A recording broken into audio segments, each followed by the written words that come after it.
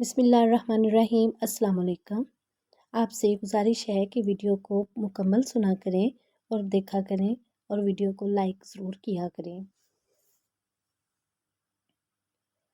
اس کے بعد حضرت جبرائیل علیہ السلام نے کہا، اللہ تعالیٰ نے آپ کو حکم دیا ہے کہ آپ اسی وقت بنو قریظہ کے مقابلے کے لیے کوچ کریں، میں بھی وہیں جا رہا ہوں۔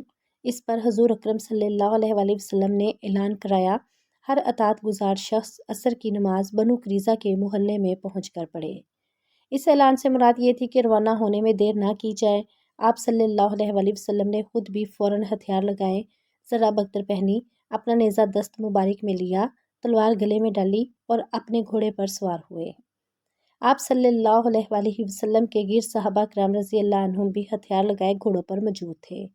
صحابہ کرام رضی اللہ عنہم کی تعداد 3000 تھی، ان میں 36 گھوڑ سوار تھے، ان میں بھی 3 گھوڑے حضرت صلی اللہ علیہ وآلہ وسلم کے تھے۔ اس غزوہ کے موقع پر آپ صلی اللہ علیہ وآلہ وسلم نے حضرت عبداللہ بن ام مکتوم رضی اللہ عنہ کو مدینہ منورہ اپنا قائم مقام مقرر کیا۔ حضور اکرم صلی اللہ علیہ وآلہ وسلم سے آگے آگے حضرت علی رضی اللہ عنہ پرچم لیے ہوئے بنو قریظہ کی طرف روانہ ہوئے۔ حضرت علی رضی اللہ عنہ چونکہ آگے روانہ ہوئے تھے اس لیے پہلے وہاں پہنچے۔ انہوں نے مہاجرین اور انصار کے ایک دستے کے ساتھ بنو قریظہ کے قلعے کے سامنے دیوار کے نیچے پرچم نصب کیا۔ ایسے میں یہودیوں نے حضور اکرم صلی اللہ علیہ وآلہ وسلم کو برا بھلا کہنا شروع کیا۔ اس پر حضرت علی اور دوسرے صحابہ رضی اللہ عنہم کو غصہ آ گیا۔ نبی اکرم صلی اللہ علیہ وآلہ وسلم وہاں پہنچے تو حضرت علی رضی اللہ عنہ انہیں یہودیوں کی بد زبانی کے بارے میں بتایا۔ آپ صلی اللہ علیہ وآلہ وسلم نے ان کی پوری آبادی کو گھیرے میں لینے کا حکم دے دیا۔ یہ محاصرہ 25 دن تک جاری رہا۔ یہودی اس محاصرے سے تنگ آ گئے اور آخرکار آپ صلی اللہ علیہ وآلہ وسلم کے سامنے حاضر ہو گئے۔ حضور صلی اللہ علیہ وآلہ وسلم نے انہیں باندھنے کا حکم فرمایا۔ ان کی مشقیں کس دی گئیں، ان کی تعداد 600 یا 750 تھی۔ انہیں ایک طرف جمع کر دیا گیا، یہ سب 2 تھے جو لڑنے والے تھے۔ ان کے بعد یہودی عورتوں اور بچوں کو حویلیوں سے نکال کر ایک طرف جمع کیا گیا۔ ان بچوں اور عورتوں کی تعداد 1000 تھی۔ ان پر حضرت عبداللہ بن سلام رضی اللہ عنہ کو نگران بنایا گیا۔ اب یہ لوگ بار بار آپ کے پاس آ کر معافی مانگنے لگے۔ اس پر آپ صلی اللہ علیہ وآلہ وسلم نے فرمایا، کیا تم اس بات پر رضامند ہو کہ تمہارے معاملے کا فیصلہ تمہارا ہی منتخب کیا ہوا کوئی آدمی کر دے؟ انہوں نے جواب دیا، سعد بن معاذ رضی اللہ عنہ، جو بھی فیصلہ کریں گے ہمیں منظور ہے۔ سعد بن معاذ رضی اللہ عنہ مسلمان ہونے سے پہلے ان یہودیوں کے دوست اور ان کے نزدیک قابل احترام شخصیت تھے۔ حضور اکرم صلی اللہ علیہ وآلہ وسلم نے ان کی یہ بات مان لی۔ سعد بن معاذ رضی اللہ عنہ غزوہ خندق میں شدید زخمی ہو گئے تھے اور اس وقت مسجد نبوی کے قریب ایک خیمے میں تھے۔ اب حضرت صلی اللہ علیہ وآلہ وسلم کے حکم پر انہیں بنو قریظہ کی آبادی میں لایا گیا۔ ان کی حالت بہت خراب تھی۔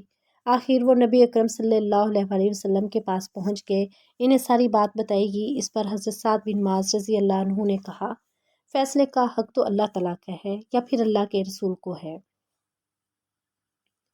حضور اکرم صلی اللہ علیہ وآلہ وسلم نے ارشاد فرمایا، اللہ ہی نے تمہیں حکم دیا ہے کہ یہود کے بارے میں فیصلہ کرو۔ اب انہوں نے اپنا فیصلہ سنایا، میں یہ فیصلہ کرتا ہوں کہ ان کے مردوں کو قتل کر دیا جائے، ان کا مال اور دولت مال غنیمت کے طور پر لے لیا جائے اور ان کے بچوں اور عورتوں کو غلام اور لونڈیاں بنا لی جائے۔ حضرت سعد بن معاذ رضی اللہ عنہ نے یہودیوں سے اپنی سابقہ دوستی کی پرواہ نہ کرتے ہوئے اتنا سخت فیصلہ اس لیے سنایا تھا کہ ان یہودیوں کا ظلم و ستم اور ان کی فتنہ انگیزی حد سے بڑھ گئی تھی۔ اگر انہیں یوں ہی زندہ چھوڑ دیا جاتا تو یقینی طور پر یہ لوگ مسلمانوں کے خلاف بدترین سازشیں کرتے رہتے۔ ان کا مزاج بچھو اور سانپ کی مانند ہو چکا تھا جو کبھی ڈسنے سے باز نہیں آ سکتا، اس لیے ان کا سر کچلنا ضروری تھا۔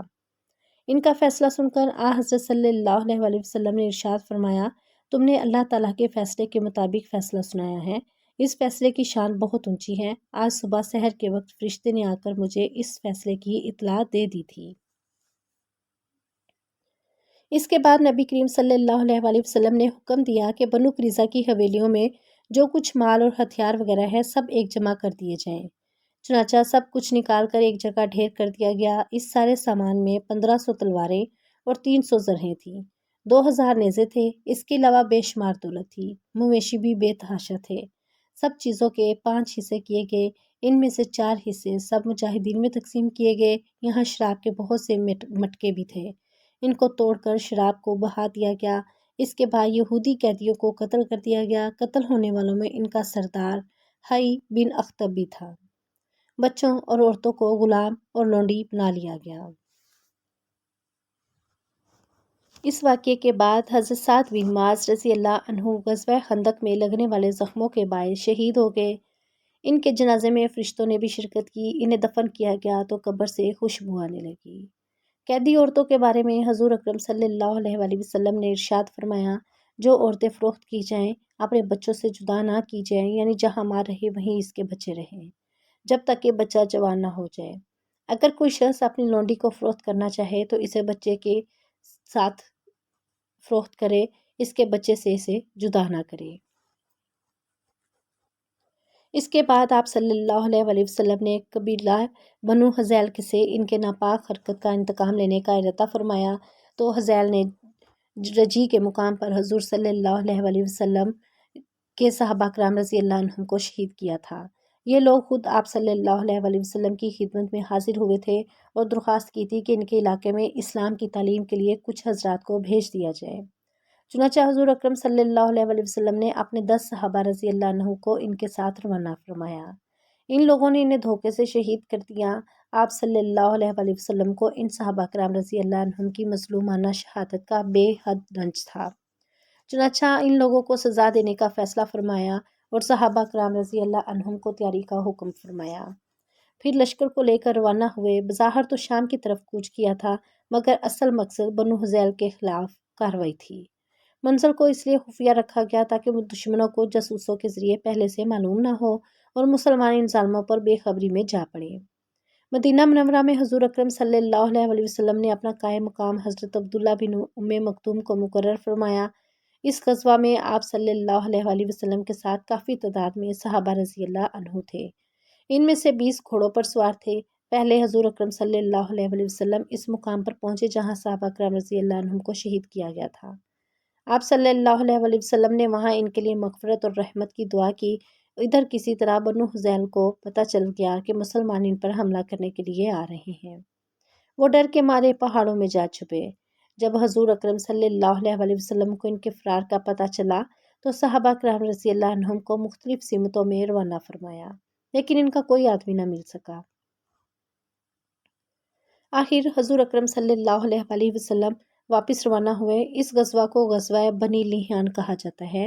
راستے میں حضور اقدس صلی اللہ علیہ وسلم ابوا کے مقام سے گزرے۔ یہاں حضور اکرم صلی اللہ علیہ وسلم کی والدہ کو دفن کیا گیا تھا۔ آپ صلی اللہ علیہ وسلم نے ادھر ادھر نظریں دوڑائیں تو اپنی والدہ کی قبر نظر آ گئی۔ آپ صلی اللہ علیہ وسلم نے وضو کیا اور 2 رکعت نماز ادا کی۔ پھر حضور اکرم صلی اللہ علیہ وسلم روئے۔ آپ صلی اللہ علیہ وسلم کو روتے دیکھ کر صحابہ کرام رضی اللہ عنہ بھی رو پڑے۔ حضور اکرم صلی اللہ علیہ وسلم مدینہ پہنچے۔ ابھی چند راتیں ہی گزری تھی کہ خبر ملی عینیہ ابن حسین نے کچھ سواروں کے ساتھ مل کر حضور اکرم صلی اللہ علیہ وسلم کی چراغ گاہ پر چھاپا مارا۔ اس چراغ گاہ میں حضور صلی اللہ علیہ وسلم کے 20 اونٹ تھے۔ اونٹوں کی حفاظت کے لیے حضرت ابو ذر غفاری رضی اللہ عنہ کے بیٹے تھے اور حضرت ابو ذر غفاری رضی اللہ عنہ کی بیوی بھی وہاں موجود تھیں۔ ان حملہ آوروں نے حضرت ابو ذر رضی اللہ عنہ کے بیٹے کو قتل کر دیا۔ اس واقعہ کا سب سے پہلے حضرت سلمہ بن عقور رضی اللہ عنہ کو پتہ چلا۔ وہ اپنی کمان اٹھائے صبح ہی صبح چراغ گاہ کی طرف جا رہے تھے۔ ان کے ساتھ ان کا غلام بھی تھا۔ وہ ان کا گھوڑا لے کر آیا تھا اور لگام سے پکڑ کر اسے ہنکار رہا تھا۔ راستے میں ان کی ملاقات حضرت عبد الرحمن بن عوف رضی اللہ عنہ کے غلام سے ہوئی۔ اس نے حضرت سلمہ رضی اللہ عنہ کو بتایا کہ عینیہ بن حسین نے کچھ سواروں کے ساتھ نبی کریم صلی اللہ علیہ وسلم کی چراغ گاہ پر چھاپا مارا ہے اور وہ حضور صلی اللہ علیہ وسلم کے اونٹوں کو لے گئے ہیں۔ چراغ گاہ کے محافظ کو انہوں نے قتل کر دیا اور ایک خاتون کو اٹھا کر لے گئے ہیں۔ یہ سنتے ہی حضرت سلمہ رضی اللہ عنہ نے اپنے غلام سے کہا، اس گھوڑے پر بیٹھ کر روانہ ہو جاؤ اور نبی اکرم صلی اللہ علیہ وسلم کو خبر کر دو۔ غلام تو اسی وقت روانہ ہو گیا۔ ساتھ میں ہی سلمہ رضی اللہ عنہ ایک ٹیلے پر چڑھ کر پکارے، لوگو دوڑو، کچھ لوگ نبی کریم صلی اللہ علیہ وسلم کے اونٹ لے اڑے ہیں۔ یہ اعلان 3 بار دہرا کر وہ اکیلے ہی لٹیروں کی طرف دوڑ پڑے۔